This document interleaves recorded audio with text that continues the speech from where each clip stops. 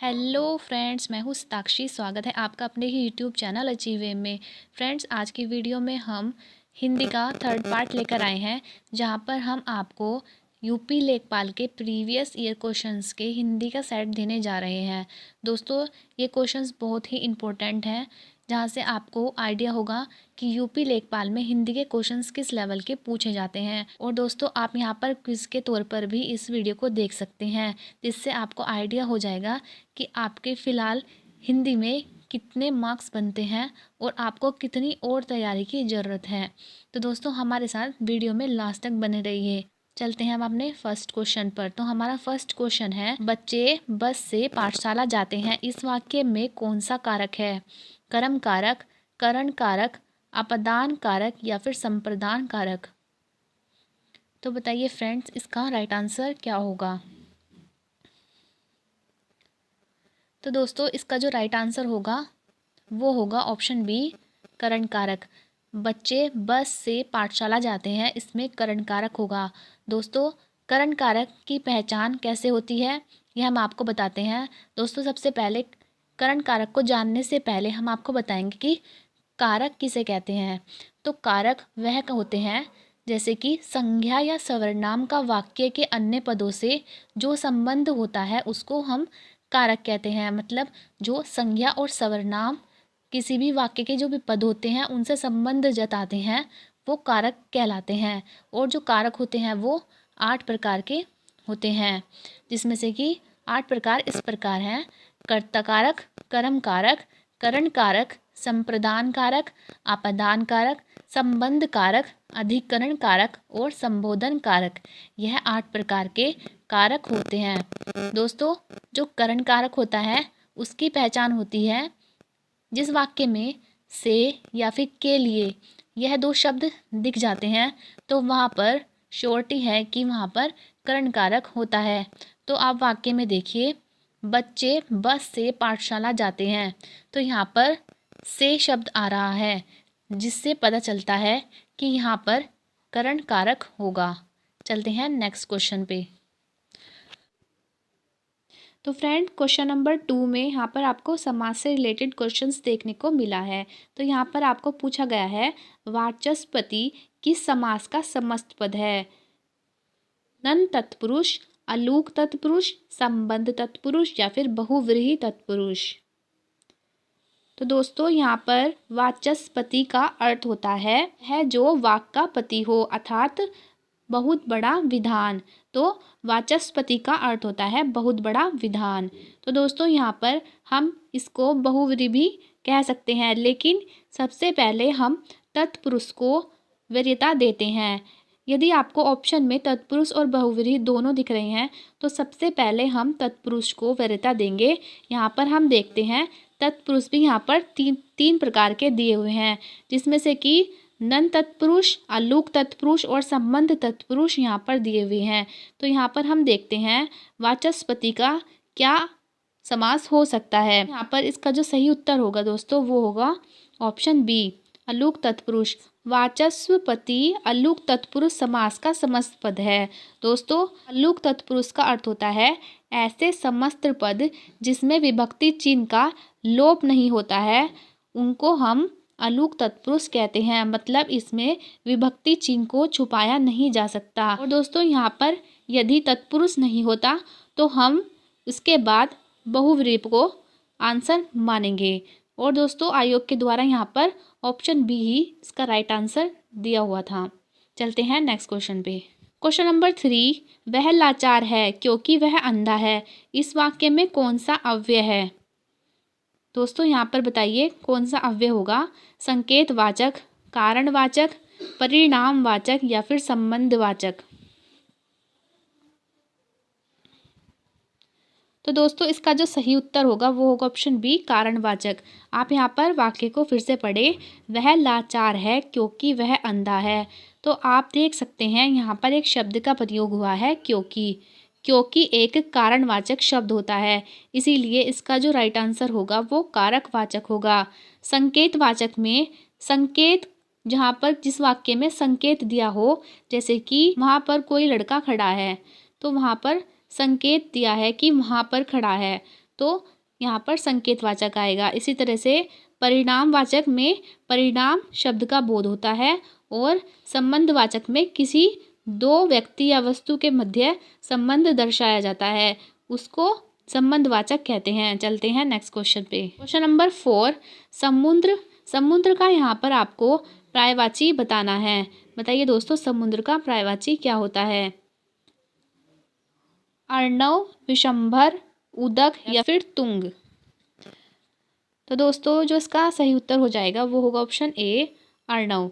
समुद्र का पर्यायवाची अर्णव होता है। और दोस्तों समुद्र के अन्य पर्यायवाची की बात कर ले तो समुद्र के कुछ पर्यायवाची इस प्रकार से हैं: जलधि, रत्नाकर, सिंधु, वारिज, पयोधी, उद्दी। यह सभी समुद्र के पर्यायवाची होते हैं। चलते हैं नेक्स्ट क्वेश्चन पे। सौदामिनी, यहाँ पर भी सौदामिनी का पर्यायवाची बताना है। बताइए फ्रेंड्स इसका राइट आंसर क्या होगा? दारा, विद्युत, गंगोत्री या फिर व्यापारी। तो सौदामिनी का जो अर्थ होता है वो होता है विद्युत, मतलब बिजली या फिर इलेक्ट्रिसिटी। सौदामिनी का पर्यायवाची होता है। दोस्तों सौदामिनी के अन्य पर्यायवाची की बात कर ले तो सौदामिनी के अन्य पर्यायवाची इस प्रकार से हैं: रणप्रभा, चपला, चंचला या फिर कारका। यह सभी सौदामिनी या फिर विद्युत के पर्यायवाची होते हैं। नेक्स्ट क्वेश्चन नंबर 6, संरचना शब्द के लिए कौन सा पर्यायवाची शब्द अनुचित है? यहाँ पर अनुचित शब्द छांटना है, मतलब पर्यायवाची नहीं, इससे जो पर्यायवाची नहीं है वो शब्द बताना है। संघटना, संरचना, विन्यास, विरचित या फिर उद्भावना। तो दोस्तों इसका जो सही उत्तर हो जाएगा वो होगा ऑप्शन सी, विरचित। संरचना का जो पर्यायवाची नहीं है वो विरचित है। और जो यहाँ पर संरचना के पर्यायवाची होते हैं वो होते हैं संघटना, रचना, विन्यास और उद्भावना। यह सभी संरचना के पर्यायवाची हैं। क्वेश्चन नंबर 7, रोध रस का स्थायी भाव क्या होता है? क्रोध, भय, उत्साह या फिर विस्मय। बताइए फ्रेंड्स इसका राइट आंसर क्या होगा? तो दोस्तों हम इसका राइट आंसर बताने से पहले आपको कुछ एडिशनल इन्फॉर्मेशन दे देते हैं कि जो रस होते हैं वो 9 प्रकार के होते हैं। और कौन कौन से होते हैं? श्रृंगार रस, हास्य रस, करुण रस, रौद्र रस, भयानक रस, विभत्स रस, अद्भुत रस, शांत रस और वीर रस। यह सभी रस के प्रकार होते हैं और यह 9 प्रकार के होते हैं। और दोस्तों यहाँ पर हम बात कर लें रौद्र रस की, तो जो रौद्र रस होता है उसका स्थायी भाव होता है क्रोध। ऑप्शन ए इसका राइट आंसर हो जाएगा, क्रोध।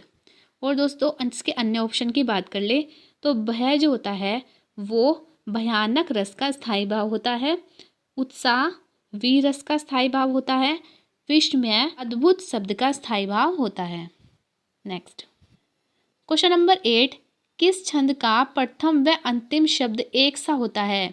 कुंडली, रोला, दोहा या फिर सोरठा। यहाँ पर दोस्तों छंद से क्वेश्चन पूछा गया है। तो फ्रेंड्स ऐसा छंद जिसका प्रथम व अंतिम शब्द एक जैसा होता है तो उसको कुंडली कहते हैं। तो ऑप्शन ए इसका राइट आंसर हो जाएगा। दोस्तों जो कुंडली होती है वो दोहे और रोले से मिलकर बनती है। नेक्स्ट सच्छास्त्र को विच्छेद करना है। तो दोस्तों यहाँ पर बताइए सही विच्छेद कौन सा होगा?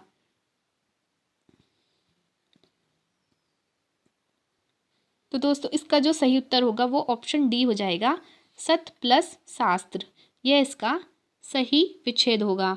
दोस्तों यदि आपसे यह क्वेश्चन पूछ लिया जाए कि सच्छास्त्र जो है वो किस संधि का उदाहरण है तो आप ये मुझे कमेंट में लिखकर बताएंगे।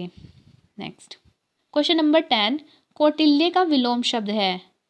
यहाँ पर विलोम शब्द से क्वेश्चन पूछा गया है। मर्दुलता, आतर्व, मार्दव, आर्जव। बताइए फ्रेंड्स क्या होगा कौटिल्य का विलोम शब्द? तो दोस्तों हम कौटिल्य का अर्थ बता दें तो कौटिल्य का अर्थ होता है टेढ़ापन। तो आप ये देखिए कि जो टेढ़ापन है उसका विलोम शब्द क्या होगा?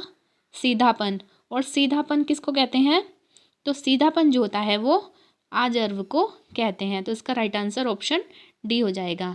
नेक्स्ट क्वेश्चन नंबर 11, अब पढ़कर क्या होगा, इस वाक्य में कौन सा क्रिया है?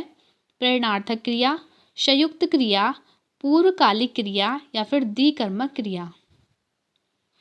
तो दोस्तों यहाँ पर आपको क्रिया से क्वेश्चन मिला है। तो फ्रेंड्स यहाँ पर लिखा है अब पढ़कर। तो यहाँ पर पढ़कर एक शब्द है, इससे क्या होता है, इससे पता चलता है कि पढ़कर मतलब कि पहले एक क्रिया हो चुकी है, उसके बाद दूसरी क्रिया होएगी। तो यहाँ पर पूर्वकालिक क्रिया होगी। तो ऑप्शन सी इसका सही उत्तर माना जाएगा। दोस्तों हम इसके अन्य ऑप्शन की बात कर लें तो प्रेरणार्थक क्रिया ऐसी क्रिया जो किसी अन्य से कराई जाती है उसको प्रेरणार्थक क्रिया कहा जाता है। और संयुक्त क्रिया की बात कर ले तो संयुक्त क्रिया में दो क्रिया एक साथ होती हैं। द्विकर्मक क्रिया जहाँ पर एक वाक्य के अंदर एक क्रिया हो और दो कर्म हो, वहाँ पर द्विकर्मक क्रिया होती है। जैसे कि इसका उदाहरण एक देख लेते हैं कि तो यहाँ पर इसका एक उदाहरण देख लेते हैं। राम ने एक लड़के को कलम दिया। तो यहाँ पर दोस्तों दिया यह तो हो गई है क्रिया, लेकिन कलम और लड़का यहाँ पर कर्म हो गए हैं, यहाँ पर दो कर्म आ रहे हैं। तो यहाँ पर इसलिए द्विकर्मक क्रिया होगी। तो दोस्तों चलते हैं नेक्स्ट क्वेश्चन पे। क्वेश्चन नंबर 12, किस वर्ण का उच्चारण स्थान कंठ तालु है? ओ, ए, है या फिर छ? तो दोस्तों इसका जो राइट आंसर हो जाएगा वो होगा ऑप्शन बी ए। जो अ होता है वो कंठ तालु से उच्चारित होता है। इसके अन्य ऑप्शन की बात कर ले, ओ कंठ प्लस ओष्ठ से उच्चारित होता है, ह कंठ से उच्चारित होता है, छ तालु से उच्चारित होता है और अ जो होता है वो कंठ तालु से उच्चारित होता है। दोस्तों ए और अ यह दोनों कंठ तालु से ही उच्चारित होते हैं। नेक्स्ट, शुद्ध वाक्य का चयन करें। माता पिता की शुश्रूषा करनी चाहिए, तूफान आने का संदेह है, अनेक निरपराध दंड के भागी हुए, इसके एकमात्र दो कारण हो सकते हैं। तो यहाँ पर आपको शुद्ध वाक्य छांटना है। तो फ्रेंड्स यहाँ पर हम फर्स्ट ऑप्शन से देखते हैं, माता पिता की शुश्रूषा करनी चाहिए। दोस्तों यहाँ पर शुश्रूषा के जगह पर माता पिता की सेवा करनी चाहिए, इस तरह का शब्द आ सकता था।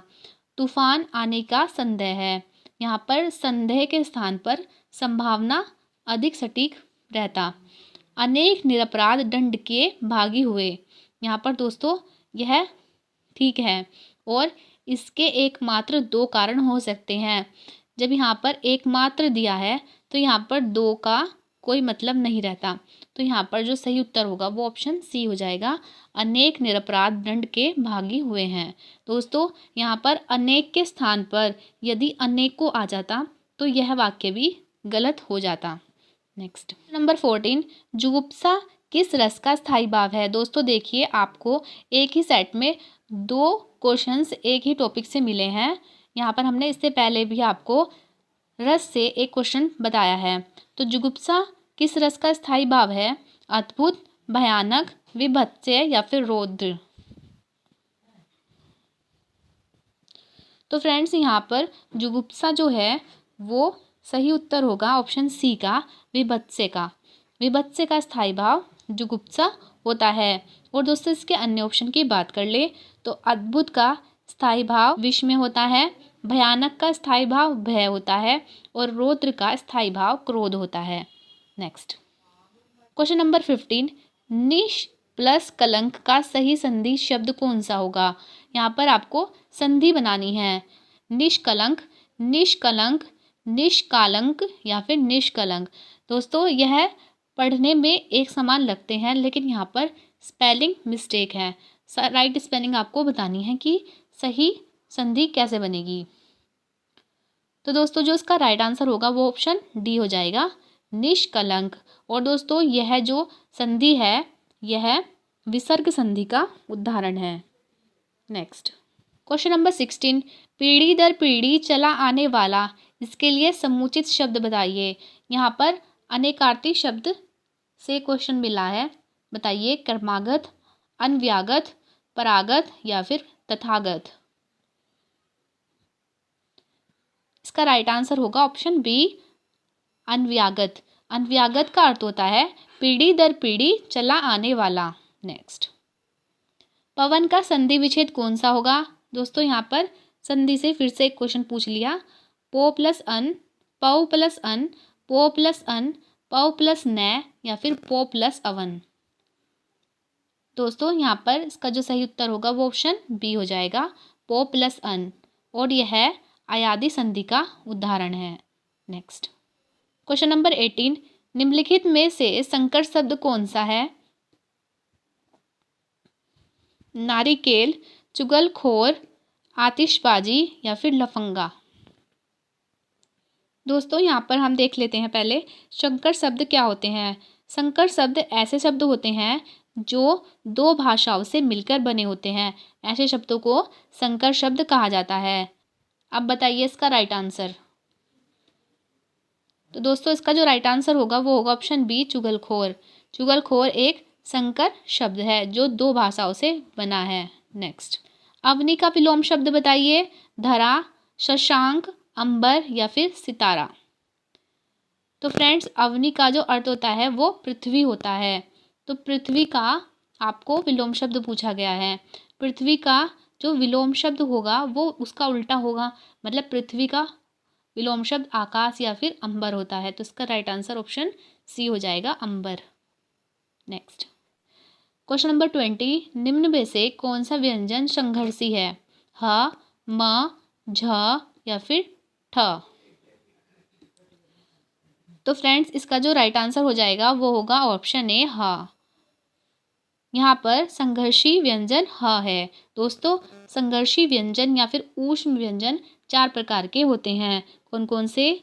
स, श, स और ह। यह सभी संघर्षी ऊष्म व्यंजन होते हैं। नेक्स्ट नंबर 21, शुद्ध वाक्य का चयन करें। इस ग्रंथ का निर्माण तुलसीदास ने किया। समाज की वर्तमान दशा चिंताजनक है। मैंने तरह तरह के रेशम के कपड़े पसंद किए। तुम्हारी दृष्टि तुम्हारी पुस्तक पर होनी चाहिए। फ्रेंड्स यहाँ पर जो इसका राइट आंसर हो जाएगा वो होगा ऑप्शन बी, समाज की वर्तमान दशा चिंताजनक है। ये इसका शुद्ध वर्तनी होगी। नेक्स्ट क्वेश्चन नंबर 22, शुद्ध वाक्य का चयन करें। मध्यकालीन युग में वक्ताओं की बहुत उन्नति हुई है। साहब ने कहा है कि किसी को अंदर न जाने दिया जाए। इस समय मोहन की आयु 20 वर्ष है। वे चाहे भले ही न आए पर तुम्हें आना होगा। तो फ्रेंड्स यहाँ पर शुद्ध वर्तनी छाटनी है, मतलब शुद्ध वाक्य का चयन करना है। यहाँ पर जो सही उत्तर हो जाएगा वो होगा ऑप्शन बी, साहब ने कहा है कि किसी को अंदर ना जाने दिया जाए। नेक्स्ट यहाँ पर आपको कुछ वाक्य दिए गए हैं जिनको जोड़कर आपको संपूर्ण वाक्य बनाना है। तो फ्रेंड्स यहाँ पर आप वाक्य जोड़कर उसका अर्थपूर्ण वाक्य बनाइए। मजदूरों की बस्ती में, यहाँ पर आपको सही अरेंज करना है इसको। तो दोस्तों इसका जो सही उत्तर हो जाएगा, आप इसको वीडियो को पॉज करके भी बता सकते हैं कि इसका सही उत्तर क्या होगा। तो हम दोस्तों इसका आंसर बता देते हैं। इसका जो राइट आंसर होगा वो होगा ऑप्शन सी, र, व, ल, य। और इसको कैसे बोलेंगे? इसको बोलेंगे मजदूरों की बस्ती में व्यक्तियों की अपेक्षाकृत अनजान होने से तथा मनोरंजन, शिक्षा आदि की सुविधाओं और कल्याणकारी कार्यकलापों के न होने से वहाँ के बेकार रहने वाले व्यक्तियों के बिगड़ने की संभावना बनी रहती है। नेक्स्ट क्वेश्चन नंबर 24, यहाँ पर भी आपको वाक्य को अरेंज करना है। तो फ्रेंड्स यहाँ पर इसको वाक्य को अरेंज करिए। तो फ्रेंड्स इसका जो राइट आंसर हो जाएगा वो होगा ऑप्शन सी, र, य, व और ल। का जो अरेंजमेंट होगा वो होगा, अपने शुद्धि पाठकों के लिए हम आज से चंद्रकांता उपन्यास का अविकल रूप प्रस्तुत कर रहे हैं ताकि इसकी ऐतिहासिक गरिमा अक्षुण्ण रहे और नई पीढ़ी तक यह अपने मूल रूप में जाए। किसी फिल्म अनुवाद का परिवर्तन होकर नहीं, अतएव हमने इसको उसी रूप में रहने दिया है जैसे यह था। इस प्रकार से यह बनेगा। नेक्स्ट क्वेश्चन नंबर 25, यहाँ पर भी आपको एक वाक्य अरेंज करना है। अब दोस्तों आपको इसको मुझे अरेंज करके इसका राइट आंसर कमेंट में लिखकर बताना है। दोस्तों वीडियो पसंद आई तो प्लीज़ वीडियो को लाइक ज़रूर कर दीजिए करें, जिससे कि हम आपके लिए इससे भी अच्छी इंपॉर्टेंट वीडियो लाते रहेंगे। तब तक के लिए thank you and best of luck.